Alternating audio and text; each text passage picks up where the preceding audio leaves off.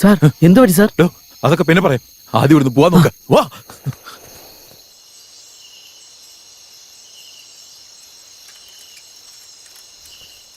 എടാ, 6 മണിക്ക് ശേഷം വീട്ടിൽ നിന്ന് പുറത്തേക്ക് ഇറങ്ങരുതെന്ന് പറഞ്ഞിട്ടുള്ളതല്ലേ? എടാ, വയറിന് ഒട്ടും പറ്റാത്തോണ്ടല്ലേ നിന്നെ വിളിച്ചെഴുന്നേപ്പിച്ച് കൊണ്ടുവന്നേ. ദൂരത്തേക്കൊന്നും പോകുന്നില്ല, ദേ ഇവിടെ അടുത്ത് തന്നെ ഇരിക്കുന്നുണ്ട്.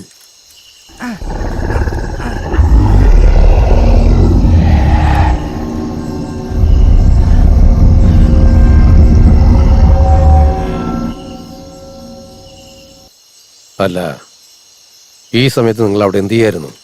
മൂപ്പ, എല്ലാ നാട്ടിലും പോയി നൃത്തം നടത്തുന്നവരാ. ഒരിടത്തുനിന്ന് അടുത്തടുത്തേക്ക് പോയപ്പോ വഴി തെറ്റിപ്പോയി. ഇരുട്ടായതുകൊണ്ട് ഇവിടെ തന്നെ നിന്നതാ. ശരി, ഇന്ന് രാത്രി ഇവിടെ തങ്ങിയിട്ട് രാവിലെ തിരിച്ചു പോയാൽ മതി. നാടായ നാട് പോയി നൃത്തം ചെയ്യുന്നവരല്ലേ നിങ്ങള്? എപ്പ ചാവുന്ന ഒരു ഉറപ്പില്ലാത്തവരാ ഞങ്ങള്. ഞങ്ങൾക്ക് വേണ്ടി ഒരു നൃത്തം ചെയ്തൂടെ മൂപ്പ?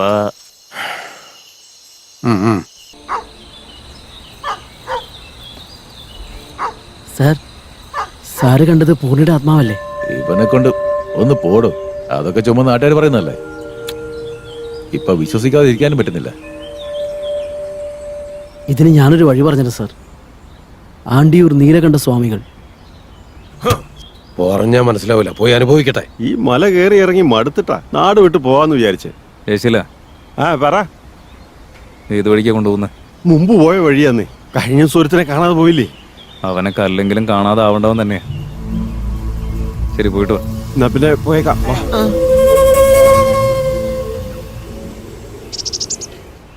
ഇനി എത്ര ദൂരമുണ്ട്? അയ്യടോ, നമ്മളിപ്പോ നടന്നു തുടങ്ങിയല്ലേ ഉള്ളൂ. അപ്പോഴേക്കും ദൂരം ചോദിച്ചാൽ എങ്ങനെയാ? നടക്ക്. ഇവിടെ കാട്ടുപോത്ത് ചാണകം ഇട്ട് വെച്ചിട്ടുണ്ട്, ഓടിച്ച് നടക്ക്.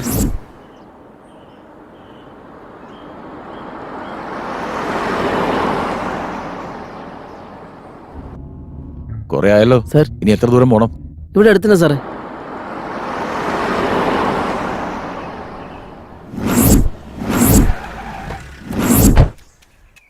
വാ സാർ. സ്വാമി, നീലേണ്ട സമയം കാണണല്ലോ. സ്വാമി ധ്യാനത്തിലാണ്, കുറച്ചു നേരം ഇരുന്നോളൂ.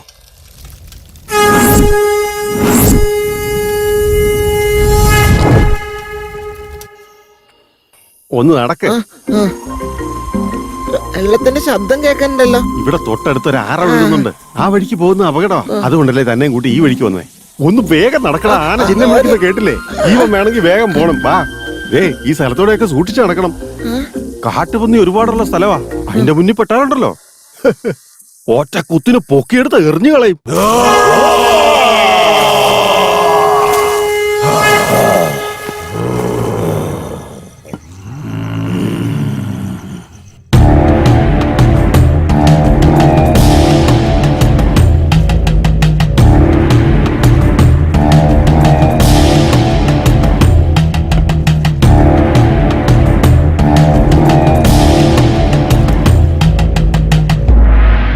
സ്വാമി, ഒരു പ്രശ്നം പറയാൻ വന്നതാ.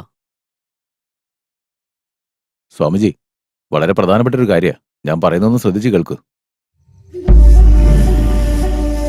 ആപത്തിന്റെ ശമ്പളം മരണം. നിങ്ങളുടെ മരണം ആർക്കും തടയാനാവില്ല. 2 ദിവസം കഴിഞ്ഞ് വീണ്ടും വരിക. പക്ഷെ ഉറപ്പായും വരാൻ സാധിക്കില്ല. കാരണം നിങ്ങളുടെ മരണം നിശ്ചയം. സ്വാമി, സ്വാമി ഇപ്പൊ കോപത്തിലാ. നിങ്ങൾ വരൂ, വന്നാട്ടെ.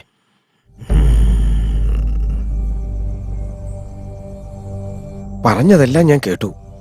ഇന്നാ നിങ്ങൾ ഇത് പിടിക്കേ. എന്തായത്? 48 ദിനരാത്രങ്ങൾ ശിവന്റെ പാദത്തിൽ വെച്ച് പൂജ ചെയ്തതാ. ഈ രക്ഷ കെട്ടിയാൽ നിങ്ങൾക്ക് ഒരാപത്തും സംഭവിക്കില്ല. വലിയ ഉപകാരം. ഇതാ നല്ലത് തൽക്കാലം സംഭവിക്കട്ടെ. വെച്ചോ. പോയിട്ട് വരൂ. ആർക്കും അവരെ രക്ഷിക്കാനാവില്ല. ദാ, നീ ഒറ്റ ഒരുത്തം കാരണമാ വെറുതെ ഇരുട്ടത്തെ മലയും കയറി ഇറങ്ങി. ഇനി എവിടേക്ക് പോകുന്ന? ഒന്ന് വേഗം നടക്കാൻ പറഞ്ഞാൽ കുണുങ്ങി കുണുങ്ങി നടന്നോളും. അവിടെയും പ്രശ്നം, ഇവിടെയും പ്രശ്നം.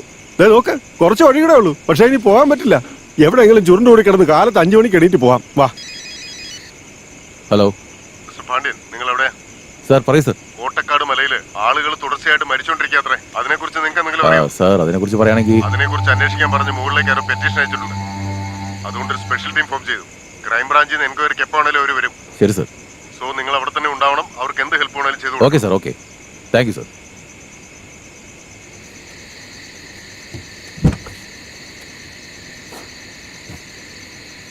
ഡോ, എന്തോടെ ഇത്?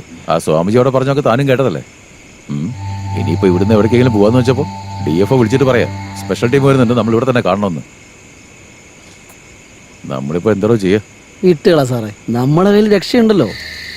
പിടിച്ചോ, സാറിനൊന്ന് എനിക്കൊന്ന്. വണ്ടി എടുക്ക്.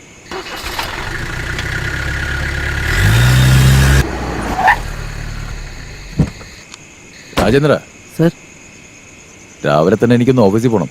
അതുകൊണ്ട് വണ്ടി തൽക്കാലം ഞാൻ എടുക്കുക. സ്പെഷ്യൽ ടീം വരുന്നില്ലേ, അവരെ ഞാൻ ഡീൽ ചെയ്തോളാം. താൻ തൽക്കാലം ഇവിടുത്തെ കാര്യങ്ങൾ നോക്ക്. Okay sir. മനസ്സിലായില്ലേ? ആ, എന്തോ പേടിയുണ്ടോ? പേടിയോ? കയ്യിൽ രക്ഷയുണ്ട്, അകത്ത് ഫുള്ളും ഉണ്ട്. ആ. പിന്നെന്ത് പേടി? അടിച്ച് കെടുക്കാൻ നോക്ക്. Okay sir.